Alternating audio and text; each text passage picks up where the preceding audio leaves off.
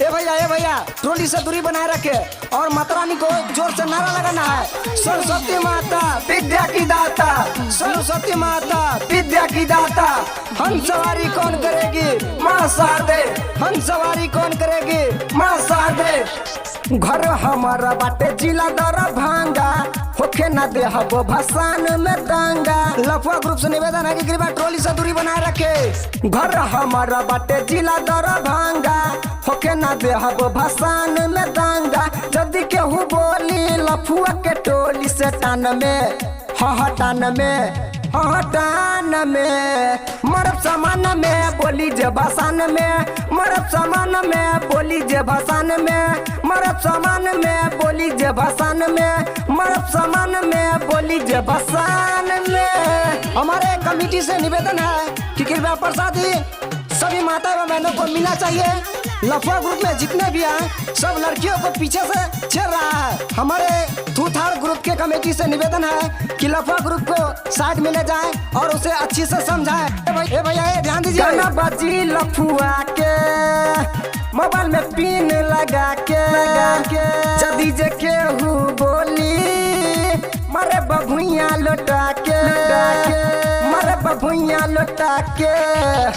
गाना बाजी लफुआ के मोबाइल में पिन लगा के जदी जे केहू बोली मरे बभुइया लौटा के।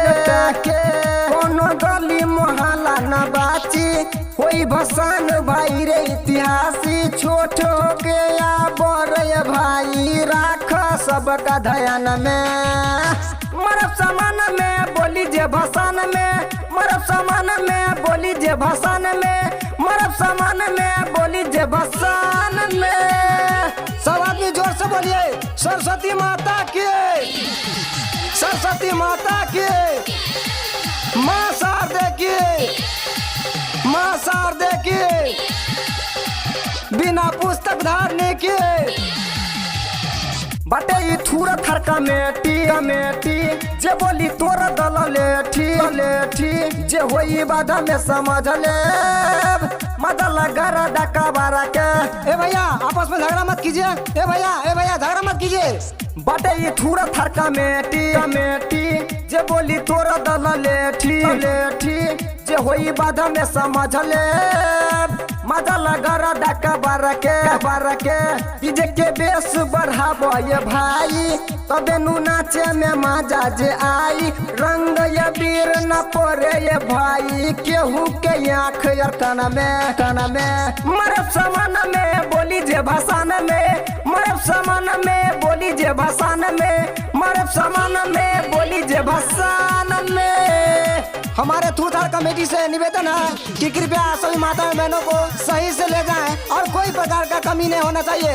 और महाकाल ग्रुप आप जो इधर से उधर पीकर नाटक कर रहे हैं, थूथा ग्रुप आप उसे संभालने में लग जाइए और नहीं हो रहा है तो हाथ सफाई भी कर लीजिए। इंद्रजीत के गाना बाजी लोन भाई तब नाची माइकल मुकेश जी आई है डीजे पर कमर हिलाई है। आप लोग टेंशन न लीजिए क्योंकि यहाँ से लगातार इंद्रजीत रिएक्शन का गाना बजेगा। इंद्रजीत के गाना बाजी ललन भाई तब नाची माइकल मुकेश जी आई है डीजे पर कमर हिलाई है। डीजे सत्या सोनुआ डीजे रोहन रोहित भाई पसीना से भींगे।